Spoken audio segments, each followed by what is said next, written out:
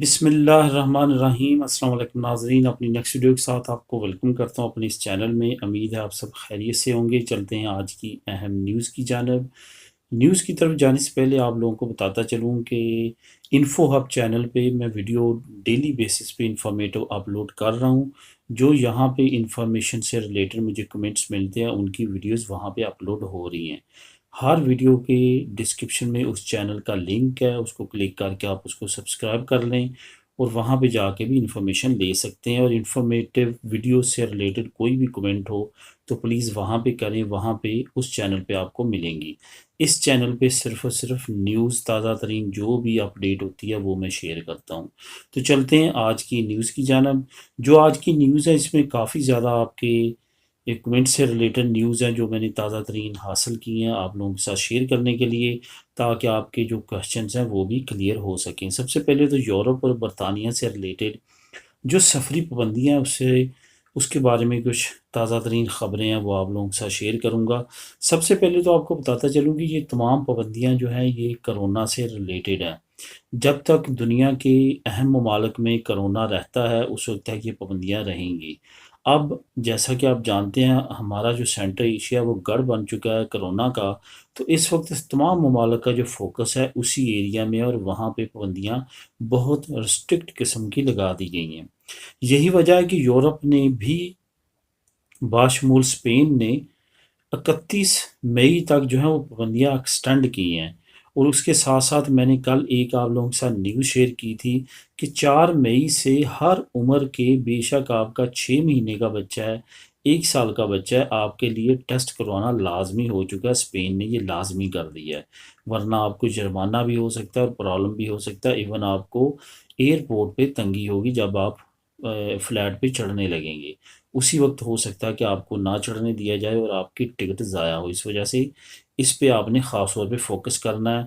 उसके बाद यह है कि 48 घंटे से पुरानी आपकी रिपोर्ट ना हो। पहले 72 घंटे होती थी, अब 48 घंटे कर दिए गए हैं।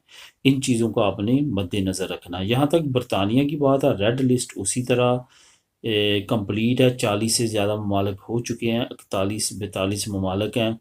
वो अभी तक जो है ख़त्म नहीं हुई। तकरीबन इस महीने के एंड तक उम्मीद है वो भी ख़त्म हो जाएगी और जून में हालात नॉर्मल होना शुरू हो जाएंगे अगर सिचुएशन ऐसी ही रही। और जहाँ तक स्पेन की बात है और यूरोप की बात है, बहुत तेज़ी के साथ वैक्सीन लगाई जा रही है और वैक्सीन के नतीजे में उसके रिज़ल्ट्स बहुत अच्छे आ रहे हैं। उधर दुनिया में एक नई जो है वो हाइप क्रिएट हुई है, वो ये है कि जो पेटेंट मार्क है वैक्सीन के वो ख़त्म कर दिए जाएं।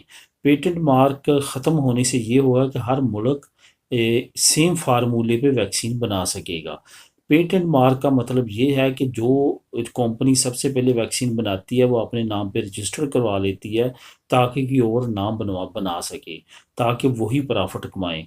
अब अमेरिका समेत दुनिया के बड़े बड़े ममालिक ने ये, और WHO ने भी ये, और UNO के अदारों ने ये कहा है कि पेटेंट मार्क वक्ती तौर पे मुअत्तल कर देनी चाहिए, क्योंकि पूरी दुनिया में इमरजेंसी की कंडीशन है।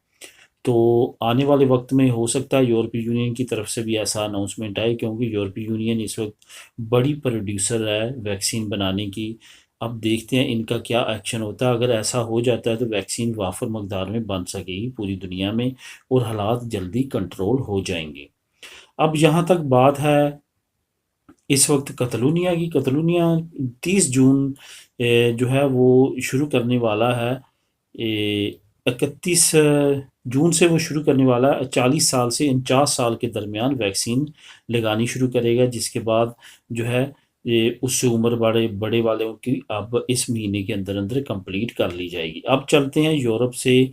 30 जून 2021 से पहले पहले जो यूके जाने के बारे में कमेंट करते हैं कि क्या वो जा सकते हैं। बहुत सारी हमारी कम्युनिटी में लोग ऐसे हैं जिनको अभी नेशनैलिटी मिली है पिछले महीने या अब मिल रही है, तो वो ये बार बार क्वेश्चन पूछते हैं कि क्या हम 30 जून 2021 तक वहाँ पे जा सकते हैं, क्योंकि यूके में अभी तक यूरोपीय यूनियन के लिए लॉ है कि वो प्री सेटलमेंट स्टेटस अप्लाई कर सकते हैं। इसमें कोई शक नहीं है कि यूरोपियन के लिए 30 जून 2021 तक लॉ मौजूद है, लेकिन उनके लिए जो 31 दिसंबर 2020 से पहले यूके में थे, उनके पास कोई ना कोई प्रूफ हो तो फिर वो अप्लाई कर सकते हैं। यहाँ पे एक बात मैं और आप लोगों के साथ शेयर करता चलूँ जो पर्सनली मुझे पता चली है। कुछ दोस्तों से बात करके, जो कि अब जाने के लिए बिल्कुल तैयार हैं और उनको किसी ने वहाँ पे कहा है कि 5,000 पाउंड लगेंगे और आपको प्रूफ बना दिए जाएंगे। यही प्रॉब्लम है कि हमारी कम्युनिटी पूरी दुनिया में ऐसी एक्टिविटीज़ की वजह से प्रॉब्लम का भी शिकार है और बदनामी का भी बाइस है। यहाँ पे मैं आपको ये बताता चलूँ कि ऐसी किसी भी एक्टिविटी में ना जाइएगा। वो जो लोग हैं वो आपसे 5,000 पाउंड लेके आपको जाली प्रूफ तो बना देंगे, लेकिन आपका जो पासपोर्ट है जो कि मार्च अप्रैल मई का बता रहा होगा कि आपको नेशनैलिटी स्पेन में मार्च अप्रैल मई में मिली है या किसी भी यूरोपीय मुल्क की, तो वो आप किस तरह वहाँ पे साबित करेंगे कि आप 31 दिसंबर 2020 से पहले यूके में थे।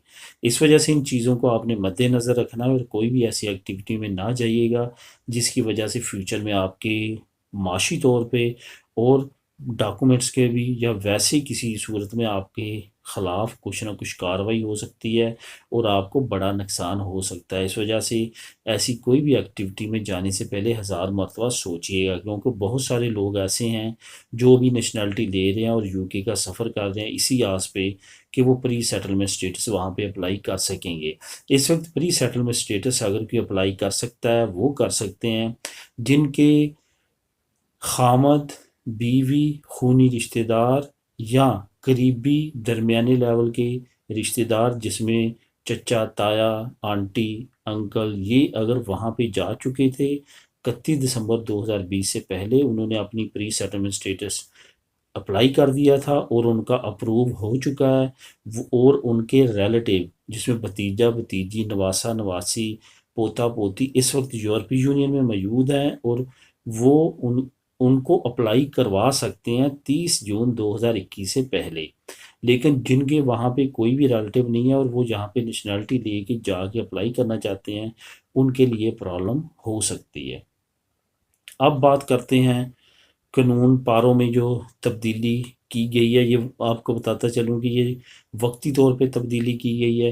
पहले जब आपको पारो मिलती थी, जब स्टार्ट होती है तो 70% मिलती थी, जो 6 महीने तक 70% मिलती थी, उसके बाद आपको तकरीबन 60% मिलना शुरू हो जाती थी। लेकिन अब वक्ती तौर पे क्योंकि माली हालात स्पेन के बेहतर नहीं हैं, उन्होंने इसमें भी तरमीम की, अब 50% दी जाएगी।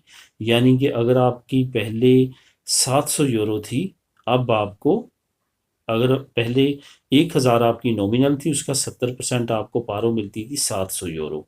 अब आपको 6 महीने तो 700 यूरो ही मिलेगी, लेकिन जैसे 6 महीने से 7वां महीना इंटर होंगे तो आपको 500 यूरो मिलना शुरू हो जाएगी। इट्स मीन कि आपको 50% पारो मिलना शुरू होगी आपकी नॉमिनल की। इस वजह से जो दोस्त पारो पे हैं वो इस बात को ख्याल में रखें कि 6 महीने तक ही आपको 70% मिलनी है, उसके बाद आपको 50% पारो मिलना शुरू होगी। उस हिसाब से अपने एक्सपेंसेस को मैनेज करें। अब आखिर में बात करते हैं स्पेन इमिग्रेशन और अरेगो लिबराल के बारे में। जो कानून है इस पे काफ़ी दोस्तों की कन्फ्यूजन है, मैं थोड़ा सा आपको दोबारा बताता चलूँ। ये दोनों डिफरेंट कानून हैं। स्पेन इमिग्रेशन जो है वो सिर्फ़ और सिर्फ जवानों के लिए खुली है जो 18 साल तक यहाँ पे बच्चे आए थे, 18 साल कैंप में रहे, उसके बाद वो जब निकलते हैं तो वो इलीगल होते थे, उनके पास डॉक्यूमेंट नहीं होते थे, उनके लिए इमिग्रेशन की खोली गई है। उसके बाद रेगो लिबराल में जो तब्दीली की गई है ये भी उन्हीं के लिए की गई है जो यहाँ पे काम करते थे रेड कार्ड पे, या वैसे उनके डॉक्यूमेंट्स किसी वजह से रिजेक्ट हो गए, रिफ्यूज़ हो गए, तो उसके बाद वो इलीगल हो गए, वो दोबारा अप्लाई करके ले सकते हैं। इस वजह से इन दोनों कवानीन को मिक्स अप ना करें, ये दोनों कवानीन मुख्तलिफ हैं। जो 6 महीने यहाँ पे काम करने वाला और 2 साल पदरोना में तो चलाने वाला कानून है वो है रेगो लिबराल का। लेकिन दूसरी तरफ जो इमिग्रेशन का कानून है वो उनके लिए है जो छोटी एज में यहाँ पे आए थे, 18 साल से कम उम्र में, और यहाँ पे सरकारी कैंप में रहे हैं। अब उनकी उम्र जो है वो अजाफी 18 साल हो चुकी है, तो अब उनको ये अनाउंस किया गया है कि उनके लिए इमिग्रेशन खुली है। लेकिन आने वाले वक्त में उम्मीद है कि बहुत जल्द जो है बड़ों के लिए और ओपन इमिग्रेशन हुकूमत खोल देगी, क्योंकि 2 स्टेप बहुत अहम हुकूमत की तरफ से आ चुके हैं और बहुत उम्मीद है कि तीसरा स्टेप जो कि जनरल इमिग्रेशन का वो भी इंशाल्लाह ताला करीब अनाउंस होगा। तो दोस्तों ये थी अब तक की अहम न्यूज़। मिलेंगे नेक्स्ट वीडियो में नई न्यूज़ अपडेट के साथ। अल्लाह हाफिज़।